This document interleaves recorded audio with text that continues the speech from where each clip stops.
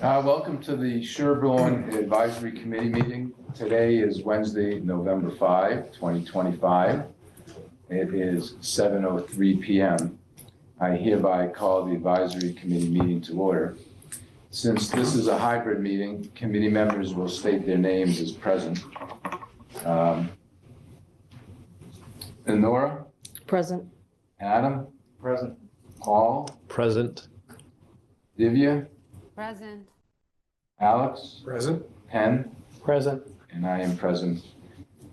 So we do have a quorum, so we will proceed with tonight's meeting. The agenda includes, the published agenda includes review and approval of previous meeting minutes. And I admit again, for the second time, I haven't distributed them. So at our next meeting, we'll have hopefully 3 sets of minutes to review. Who's taking minutes today? Adam is taking do it. minutes. Oh, thank you. First minutes. Thank you, Adam. We have on the agenda to finalize the 2027 guidance letter, and then we'll have any advisory committee member reports that people would like to discuss. Are there any items to be added to our agenda that were not reasonably anticipated at least 48 hours before this meeting and that require attention before our next meeting?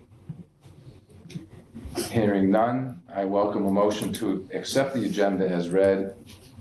So moved. Second. Okay. You have another member who just joined. Laura, good evening. Hi, how's everybody? And Laura Howenstein should be added as coming in at 7:05 p.m.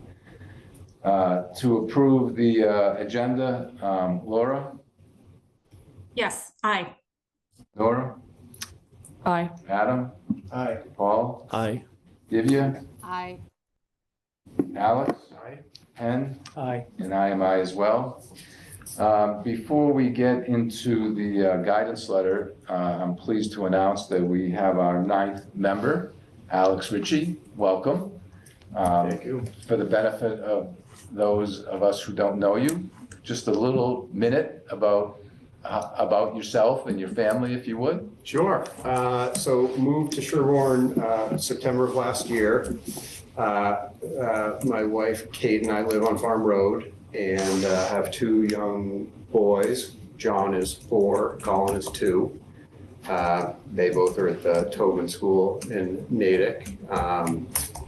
And we love being here. Grew up just outside of Boston, both Kate and I did, and then moved all around the world and the country for a while, and then ended up back here where our folks are. Yeah, that's it. I mean, professionally, I went to law school in New York, practiced law for a handful of years, and then moved into the kind of real estate development world, and that's been my world since. And so I work in Quincy at a company called the Grossman Companies, and then spend a lot of time, as much as possible, outside, fishing, hiking, enjoying the great outdoors. Well, Pleased to welcome. be here. Thank you. Welcome, and thank you for volunteering your time, Sure. which we're going to consume a lot of it over the next 3 or 4 months. I gather as much. Don't scare him. No, every minute will be fun. He's been sworn in, and thank you. We very much appreciate your participation. My pleasure. Thank Tattoos come later. Okay. you. Real. Yes. This is the attorney war over here, I guess. Bro. That's right, they congregated Yeah, together. right.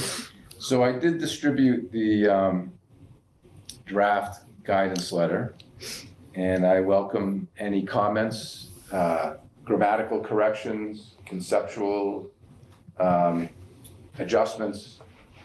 Anything that anybody would like to add would be welcome. I've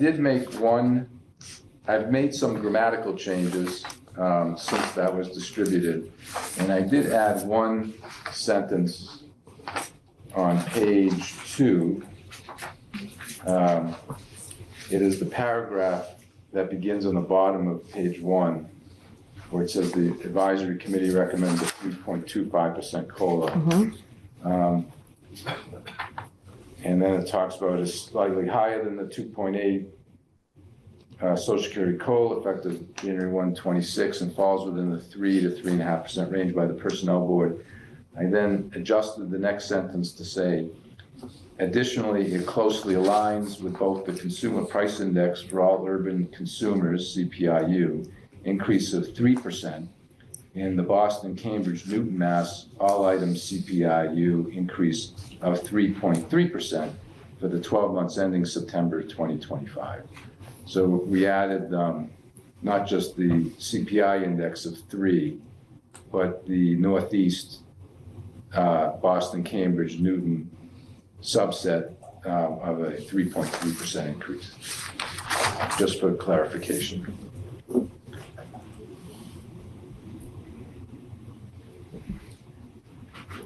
Did you mention here about the liaisons, how you've split up now the liaisons?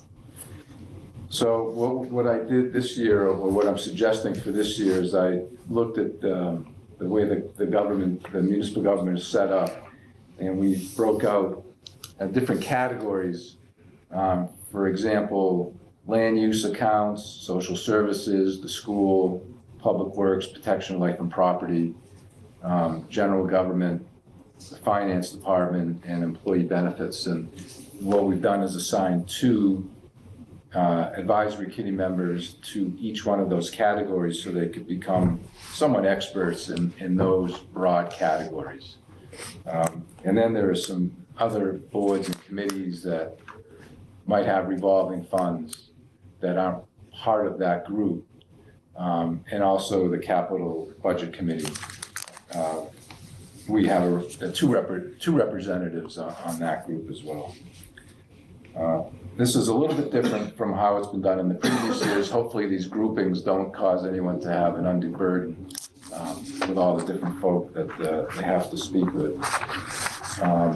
I will send out a spreadsheet to the group that also shows the fiscal 26 budget. So we'll put it in perspective for you, what the amounts are.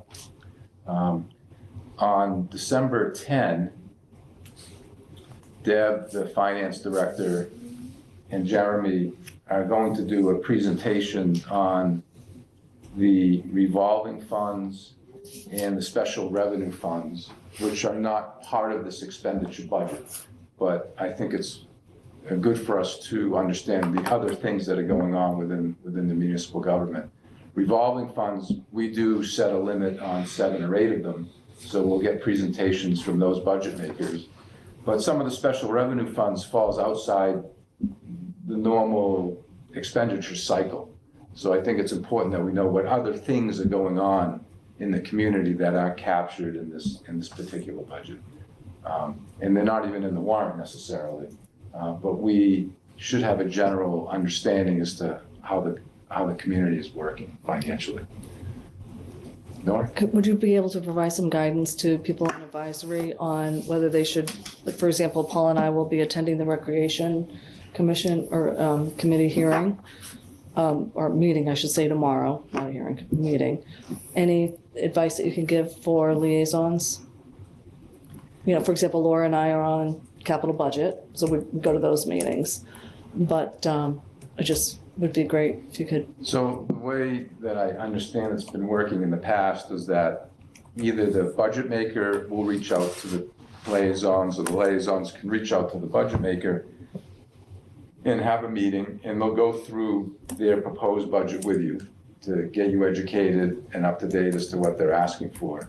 A budget maker could have a general fund expenditure, could have a capital request, and could have a revolving funds request. So it just depends on what services that budget maker is providing. So the budgets are due. The proposed budget, the budget makers will be making a proposal to Deb and to Jeremy during December. And then in January, Jeremy will be presenting the first draft of the fiscal 27 budget to us in the aggregate. He'll do a presentation, we'll be looking at revenue, expenditures, how it's impacting the levy limit, a proposed use of free cash, and capital that would need to be raised in the public debt market. Thank you. Do you want to add anything else to that? No, I think you covered it well. Thank you. So this could be very quick tonight. Could set a record. I had some suggestions, Stevens. I don't know if you want me to go through those or. Yes, why don't you, Right. why don't you tell the group what you suggested? Thanks. In the first paragraph, in the sentence that says increases in local and regional school budgets, I don't think that's accurate because being a school like liaison, right, they're actually working on their budgets now. I think it's more accurate to just mention that they're in the process of negotiating their CBA contract. So I kind of suggest replacing that with new multi-year CBA contracts are being negotiated with the police and the school educators. I think that better reflects what the factors are that'll be driving the budget. And it's likely that the budgets for the schools will increase, but it's really going to be a function of the CBA negotiations, which happen between now and February, and then the contracts come out like March. So I think that's a better way to capture the factor for the town. Okay, for that first Right. increases in local and Right. regional school budgets, you're Right. suggesting to insert new multi-year collective bargaining agreements, Contracts, contracts. and maybe with both the police union and school educators. Okay, good suggestion. Right. Others? Then my second kind of minor thing in the first paragraph, where it says higher payroll services and materials. I would suggest replacing materials with other expenses. I think that's the notion that inflation is impacting both payroll, services, and kind of other expenses, not necessarily just materials. So I think that might be a good small Suggestion. Thank clarification. you. And you want me, I'll double check that table. Thanks.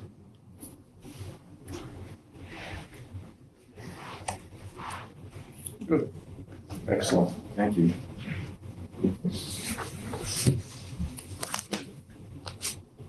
Now, this letter will get distributed either on Monday or Wednesday of next week. Have you guys decided yet? Maybe we'll get Monday. That has a draft, her guidance, her specific instructions on preparing the budget, and she's put together all the budget spreadsheets, so likely this could go out on Monday if you approve. Okay. And her budget spreadsheet will include actual expenditures through the last warrant, through 11/3, I guess. Correct, yeah, it will be up, expenditures to date, and it should have prior years' actuals as well. Those prior year actuals, that's the town meeting approved plus transfers? Correct. So it would be the actuals. There's a process to close, so last fiscal year wouldn't have been closed yet, but once it's fully closed, it'd be the actuals that would show up. Good. That'd be very helpful, thank you. Any other thoughts on this? Just on the last page, I probably already did it, add Alex Ritchie's name. Yeah. So I look forward to a smooth year. Our leaders and Jeremy and Deb are excellent in shepherding this process, so thank you in advance. Any other thoughts on that? So I'd like to ask for permission to make the adjustments that Paul suggested. I'm going to double check the table. And then I have to change the attachments for the liaisons. The meeting schedule, those dates are set. And I'm going to add a third one, which puts the liaisons and the budget maker names in a little different format, so it'll be easy for you to see who you, to be either receiving a call or email from or reaching out to. Good. Make that happen. Nice job. I don't know, do we need I guess we need a motion to approve this letter? Do we have- So Make a moved. With adjustments? I move that we accept this guidance letter with the adjustments mentioned in this meeting. Okay, second. All right. Any further discussion? Kudos on a nice letter. Yes. Thank you. I had a good start. All right, roll call vote. Laura? Aye. Nora? Aye. Adam? Aye. Paul? Aye. Divya? Aye. Alex? Aye. Penn? Aye. And I am I as well. All right, so I'll open it up to any advisory committee member who'd like to bring up a topic or discuss any matter. So as I mentioned earlier, Paul and I will be attending the Rec Commission meeting tomorrow. Good. I will request that they record it, even though that's not mandatory. I think it's a Zoom-only meeting. Is there any problem with recording it and requesting that? Because they said that that wasn't part of what was mandated on the town meeting. You're not one of the I boards. don't recall if the Recreation Commission was required to record their meetings by the bylaw that was approved in town meeting, They said it was not, so. but it's certainly their discretion, they can. And may I request that as a citizen or as, It would be up to the committee. it's up to them? as a whole Okay. To determine whether they would like to do that or not, but the technology certainly exists. I just It's think, the same Zoom account that you do. So it's easy enough to record. okay. I just think with all the projects that they have, I think it's good for the public to know what's going on in the timelines. So we'll be at that meeting tomorrow because we're both, I guess we know ahead of time that we were liaisons for that. Anybody else? So I have an update on the regional school committee. There was a meeting last night, kind of a couple financial points. The fiscal year 25 and 26 capital items, they're going through the final punch list and closeout stages for that, for two items, the high school rooftop unit and the turf track field and lighting. And they're in the process of working on their current year plan. They also talked about the capital, and they plan on sending that to the Townsend Advisory within the next week or so. The major item for fiscal year 27 is to restore the roof, skylights, and remove the planetarium, which they aim to budget at $2 million That's for when?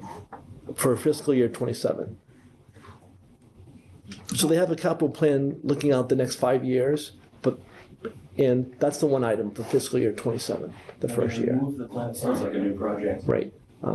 Turns out that, yeah, the history about the planetarium, if that's something I was curious. I was kind of curious too. It turns out that the high school has a planetarium, but it's never been used, and I guess it's not, it would be too expensive to sort of renovate it to be useful. I guess they have another kind of way to sort of do planetary stuff, right? So they plan on just, like, while they're looking at the roof and the skylights, they plan on removing the planetarium, because I guess I don't know if it's a risk of leaking or something. I So it's remember kinda- hearing that you couldn't walk out to it on the roof. It's like- Okay, Yeah, okay, it's right. unsafe, so. So they think like the most economical thing is just to remove it rather than keep it up there and have the ongoing expenses. So that'll probably be an interesting topic when it comes up. That's the How one. old is it? How old is it? You know? Yeah, I don't know that. curious how long it's been there. It's been there for a while from what. Probably what they since said. it was Yeah. built. Yeah. So that's kind of a curiosity. Next time I see Dawn, I'll ask her to sort of maybe bring some of the history when she brings that to us into capital budget, right? That was all from them. I think we forgot to add last time that the tennis courts that they're thinking about doing is going to be privately raised funds. Right, Remember? So if you hear tennis courts Right. on the other Right. field, what field would you call that? Practice Right. fields? So I could summarize that, Yeah, right? go ahead. So, like the other sport thing that they're planning, but it's not in their capital plan for the next 5 years, is they'd like to actually update and create new tennis courts over at the high school. It turns out they don't have enough courts to have a full tournament, if you will. And they have plans on where they want to put it. But Dawn, I guess the finance director, believes that the towns of Dover and Sherborn shouldn't have to fund that because the towns have their own tennis courts versus things like the track and field are used by a lot of folks in town. So they have other means of funding that. Is what they plan to do. So they have an estimate for how much that is. I don't know in which of the next 5 years they plan on doing that. But they plan on not coming to the towns of Dover and Sherborn for funding for that. Is what she reported. Yeah. Thank you. Anybody else? One thing I'll mention, it's not really a liaison report, but I found it very helpful to have, like as far as being a liaison and meeting with different budget makers, I found it very helpful to have Jeremy at some of the meetings. For example, at the DPW, I think you have a lot of history behind it. So I thought it might be a good idea for us to work with Stephen, and maybe certain ones of these, it'd be good to identify which ones would be helpful to have you there, either because you want to be there or because I think, Yeah, right. I welcome the invite. Yeah, Sure. that would be really great.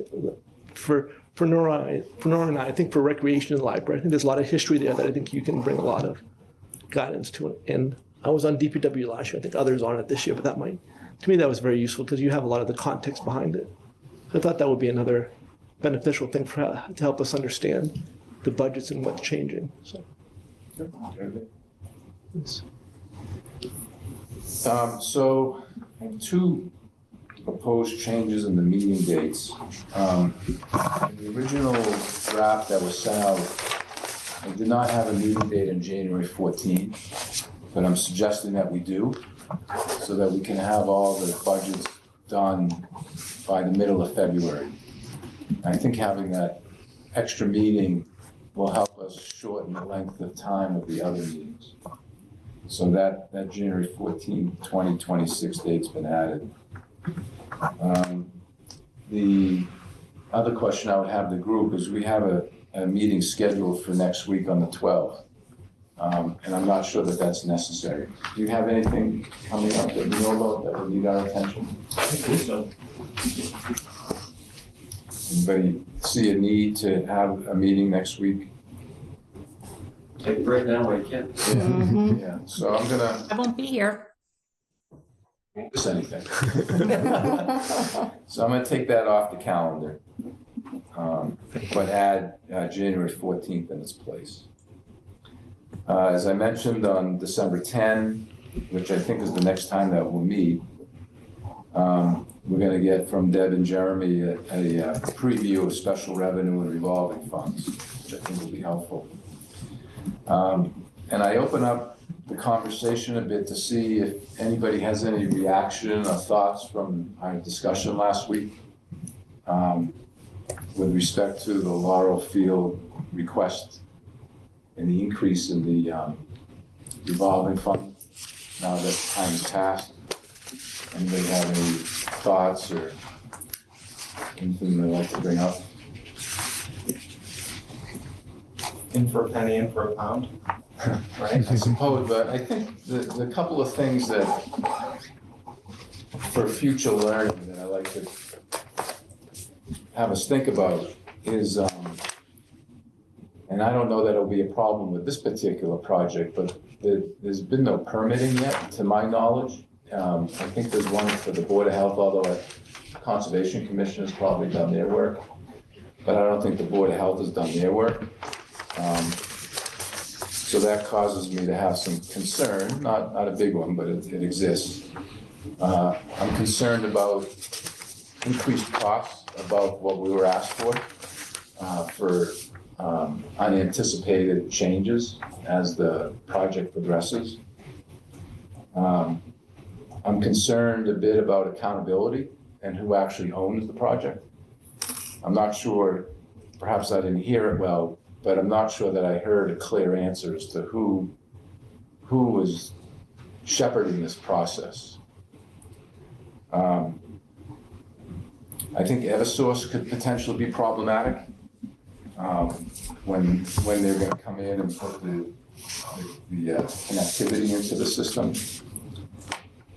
The manual labor component of making the system work causes me some concern, with potential increase in labor costs.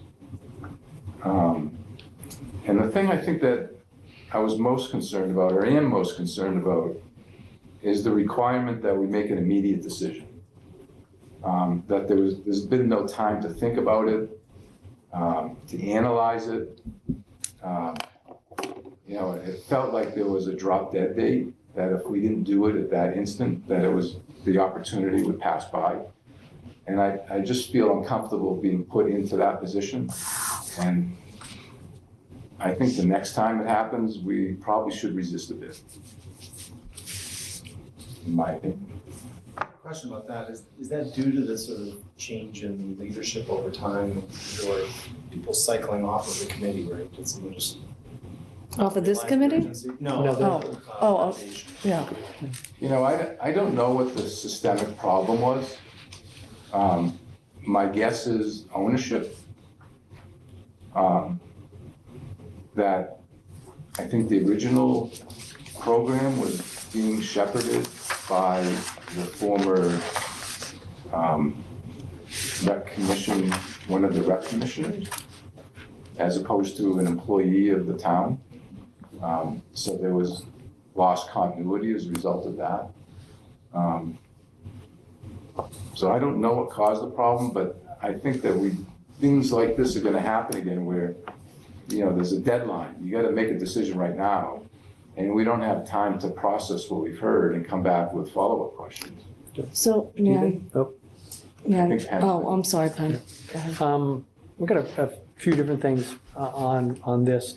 On that point, may not be germane, but it may actually be helpful. One of my rules in life is if I'm presented with a decision and told it's now or never, my answer is never. If I can't have time to think about it, then there's something wrong with it. At least I'm not prepared. I think as much as we can with this project, and also I think with projects going forward, I think two things need to be put in place that are not there.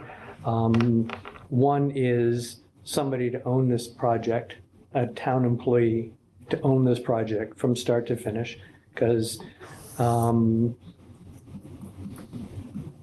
the answer we got, I will say, was equally unclear to me as it was to you, Stephen.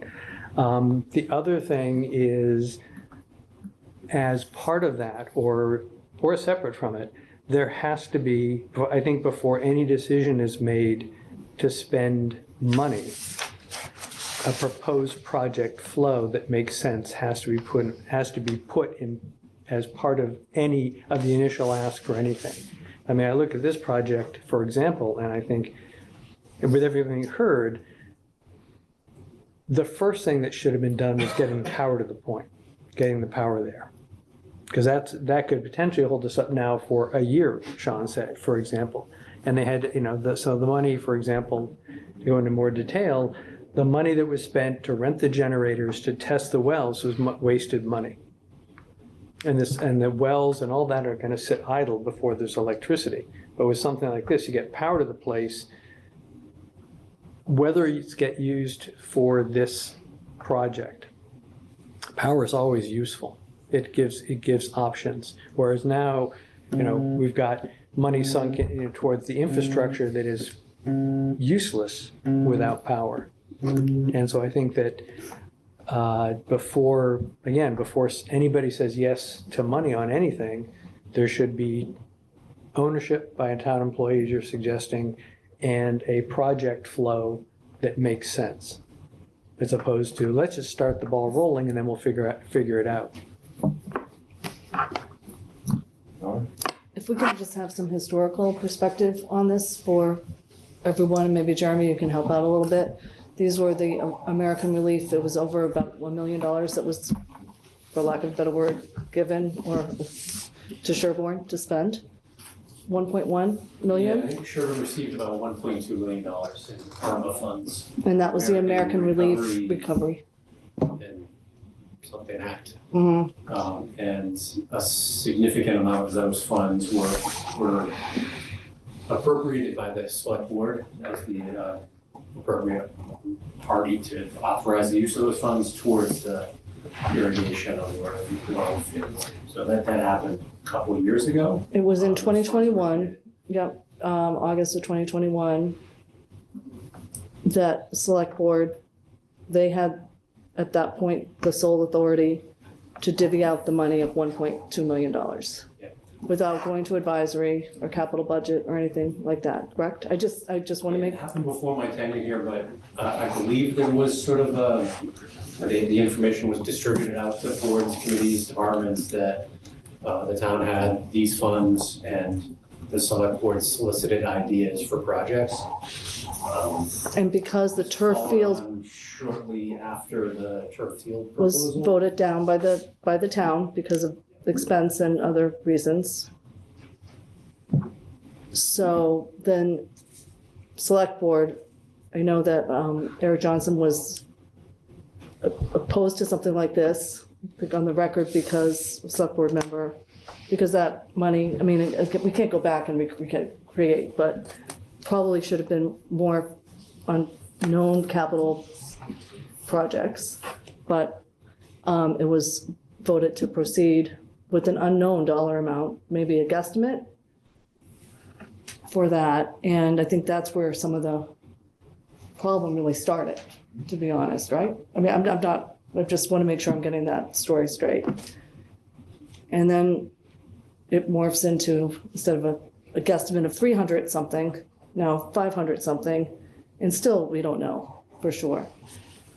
Were the grass fields, have they been now when we were at that meeting for the school, somebody from Dover said, oh, you mean Laurel Fields, like the hills at Laurel Fields? And I was saying, oh, no, it's all level. And he said, no, I'm talking about the soccer fields. You know, it was a joke, and I didn't get it at the time because, He's a dad who has sons that actually play soccer. yeah. So has that been cleaned up, do you know, like leveled out and in better shape? I don't believe so. I mean, you'd have to ask Dave Walsh, but I believe they intend to, once they have the water in place, to establish better turf there.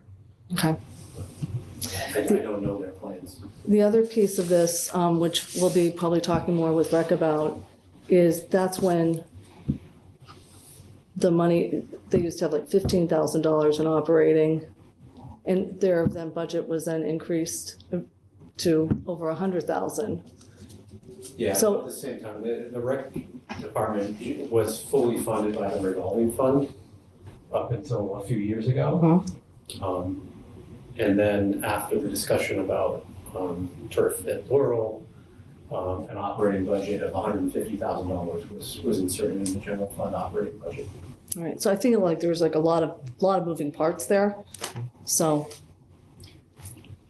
So that 150 was an initial budget for what it would take to, for lack of a better term, beautify the area with lines and equipment. It's my understanding that in lieu of the artificial turf field, the town provided an operating budget so that the fields at Laurel could be maintained in a better state. So now we have some history as to what the actual cost have been, what they've been spending the money on. So when we go to do the budget for fiscal '27, we'll have that information. thank you.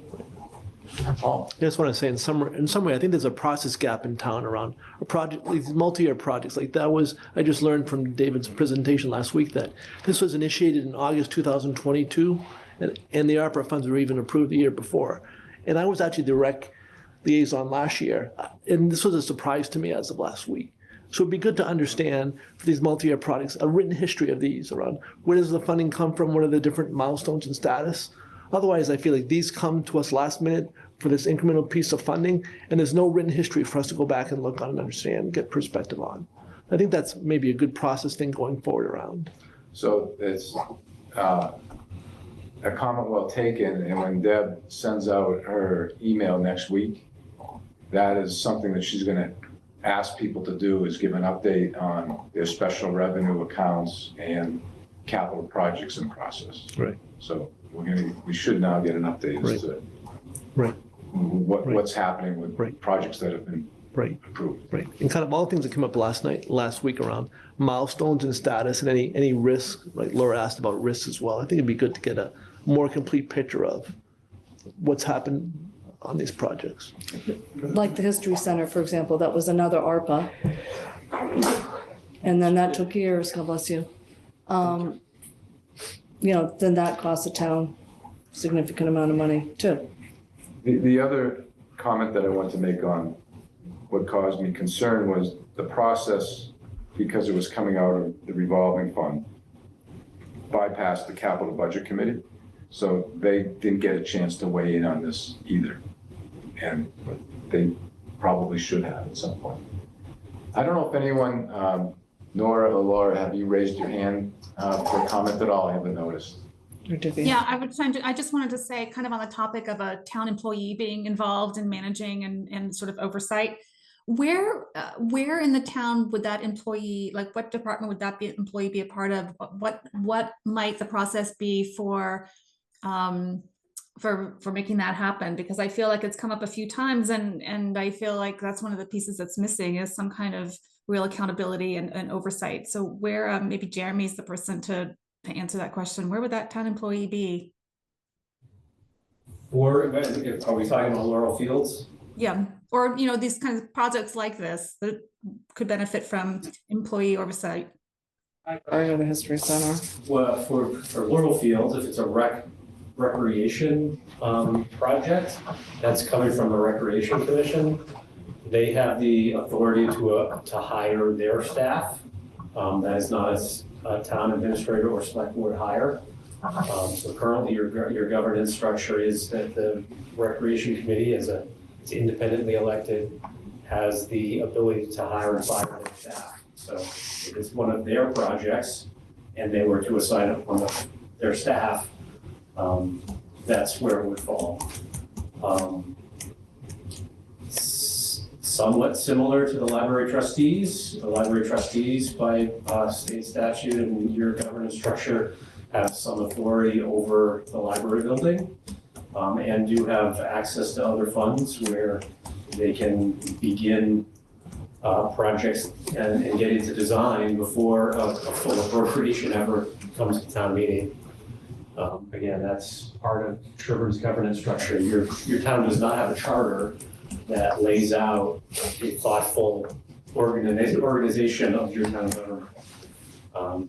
It's a conglomeration of mass general laws from 100 years ago and sort of ad hoc town bylaws that create your governance structure. And Holliston just recently changed, correct? They did, yes. They actually received some special legislation from the Commonwealth to clarify their structure, to make it more of a town manager, more centralized government structure, and clarify who has charge and personnel authority.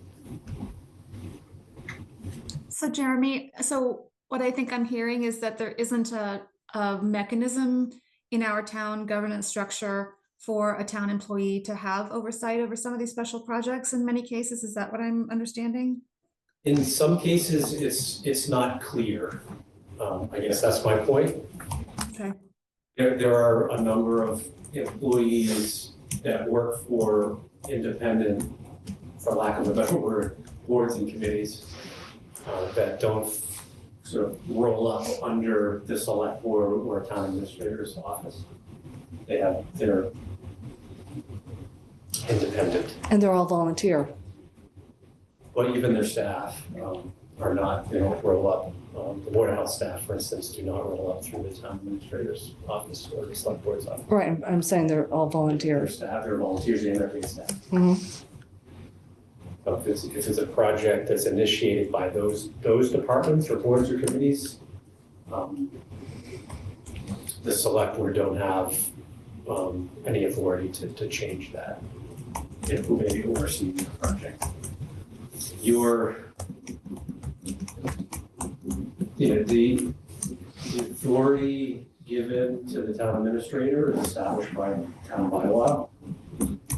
It does not give your town administrator much authority over the budget budgeting, whether it be the operating budget or the capital budget. My assistance comes from advisory asking for my help, and the capital budget committee doing the same. And then those boards exercising their cachet to influence the budget maker, all of that guidance. I guess I would add to the concept of a town employee having ownership. It would be a town employee qualified to see such project. So it just can't be any employee, but someone who's qualified to do that work and has the technical skills or the time or the experience to oversee such project. I suppose capital budget committee could say an advisory could say if there's not somebody assigned to it, they would vote not in favor of it or qualify in approval with conditions. So. Good question. Do we have a pool of expertise or, know people in town that have this sort of project management experience? Because like a project like Laurel Field is a very different type of project. It's seasonal dependent, versus working in the basement of the library to fit out a room. It'd be nice to at least from a project plan, like a critical path method. Project plan or something to start, at least for that, and then you can sort of identify who, if there's a town employee, if they're trained up, at least to help follow the plan versus creating it in the first place. Good points. Those are a few of my takeaways. Going to learn from these experiences, I suppose, and try to prevent issues from occurring in the future. But it does show you the value of having a comprehensive, well thought out, multi-year capital plan that includes all projects regardless of their funding. Yes. That is, to make that happen, your governance structure, there's some lacking responsibilities laid out to fully make that happen. And the chair of capital budget has been asking, capital budget's been asking for that. I think we have a lot of that information, but. Then there's been a discussion as far as what is a capital project and of what value and of what type, and that can get in the way of just adding anything of. And it used to be 10,000 up until a couple of years ago, and then it got capital items and got increased to 25,000. There are many items that are less valuable than 25 that should be deemed capital. Should be on capital, right? Like the tennis court racquetball rehab, has that been awarded? We're reviewing the bids now. We received 8 bids. We're doing reference checks on the apparent bids, and should be making that award shortly. So who is the rec commission owns that project? They own the project as the project manager. Any sort of bidding or contract for anything that expends town funds, I have to be involved as the chief procurement officer. Does that need Conservation Commission approval? That plan already been approved? Yes, that did receive conservation. Any other approvals needed? For that project, no, I believe they have all the points in place. So when that equipment arrives and the crew shows up to begin the work, who greets them? Who watches the progress of the Currently, the lead project manager is currently the recreation coordinator. He's relied heavily on the public works director, and the tennis courts are, that kind of construction is very similar to roadway construction. And Sean is knowledgeable in that front. So Sean has assisted, but is not the lead. Mr. Welch is the lead. Regarding the contracts and the bidding, my role as the chief procurement officer. But I'm not involved in the planning or the concept of such projects, just as the need for bidding arises. So when do those bids expire? It's laid out in the IFB, whatever we had in the invitation for bid document that I put out. What is the time for 60 days, give or take? Is the goal to do them in this calendar year or wait for next year? Given where we are in this year, it must be next year. Can I ask why the delay? Because it was voted in May? We're in November. Once the completed bid documents are made it to me to help bid it, I can't speak in When were they given to you? I'm sorry to be. September-ish. So we have May, June, July, August, and Yeah, then that's when the, okay. Supposed to let people continue to use them while it's nice out. No, I'm saying just the bids to Oh, put bids, out oh, the yeah, bids. You know, why the delay?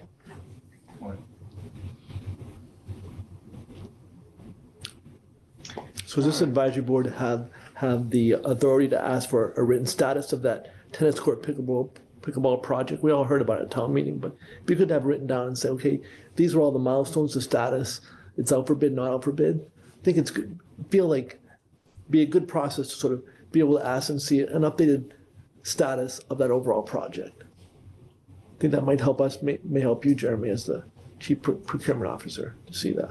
It just seems like we lack this process discipline to do those sorts of things. I think we arguably do have that authority by the bylaw that established the advisory. Right. And Jamison Field has been only 3,000, 4,000 spent on that. Yeah. So, I mean, I don't mean to keep harping on that, I get it, but. So the town thinks that things are being done, but yet they're not. I just think about the town, the citizens that voted for the fields. I mean, for both, actually, for Jamison and also for the pickle tennis ball courts. Right. The impression was that it was going to be done this time of the year. Right. That construction should be started so that it's going to be ready for the spring.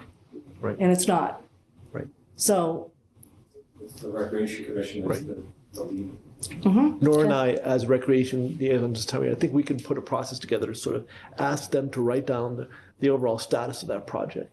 And I think that'd be useful for us as liaisons and useful for you all as a board when it comes before us. It's not just, because otherwise I feel like we ask questions to try to pull out all these relevant things. I kind of would like to take the initiative to write down and kind of get ahead of time a written status update about that overall project versus us trying to pull all the status bits out and piece it together ourselves. In a long meeting, Right, you know. right, in which can be December. very confusing. Mhm. Has the capital been bonded? Did we get the money for those projects already? Yeah, both of those projects have been bonded. The Jamison 4 baseball field was borrowed, and the tennis court, pickleball court was borrowed, yes. So, but we're not paying money. Are we paying interest or not? Because we haven't drawn it? Or, so essentially it's drawn? Or we're only paying on what Part of we, the fund, we're paying interest. so I'd like to, you know, that'd be interesting to see what we're paying interest on for 2 years, you know. Jamison, the $100,000 appropriation for the Jamison baseball fields was 2 years ago. For 2 years ago in May. This past summer, the tennis pickleball court funds were borrowed. Okay, yeah.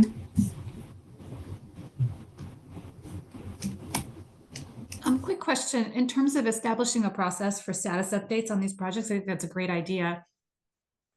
Do we have any reason to feel like there would be any resistance from the commission to doing that? How do we feel like that will be received at the commission? I guess we'll find out tomorrow when Paul and I go to the, Do you have thoughts on that, Jeremy, or is it personal? I mean, I think it's a Yeah. legitimate request.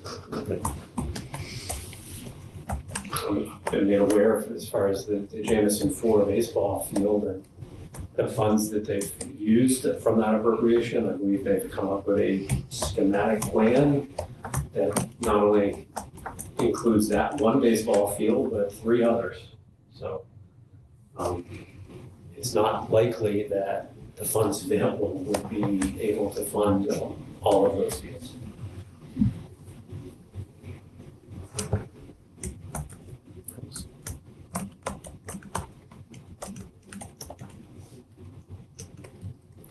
Well, that'll be, in addition to the revolving funds, the special revenue funds, it would be interesting to find out about capital that's been raised, the debt that's been issued and not yet drawn upon. Yeah, Deb can help with that. Yeah. I mean, you're the numbers guy, but how much money, should that be paid out of the revolving fund? Just saying.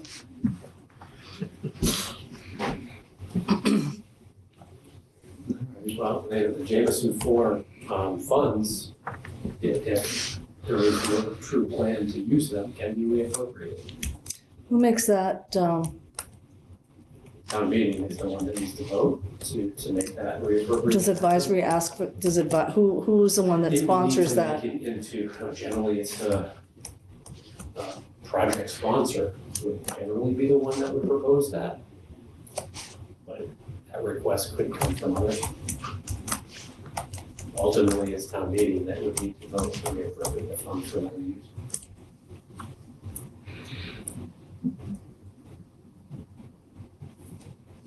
Well, that would be helpful to see what's in the debt, not yet spent. Good, okay. Anybody have anything else like to bring up? This could be under an hour, this would be a record. I was just Don't get thinking, spoiled maybe, by it. like, we had to make it at least an hour, right? We don't. We don't.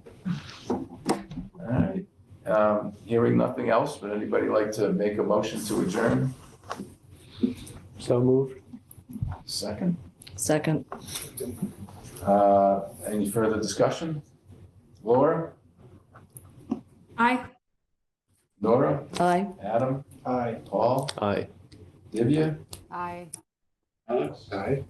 Penn? Aye. And I'm aye as well. Meeting is adjourned. Woo, baby. Laura, this is pretty Welcome good, huh? back. Even Beth.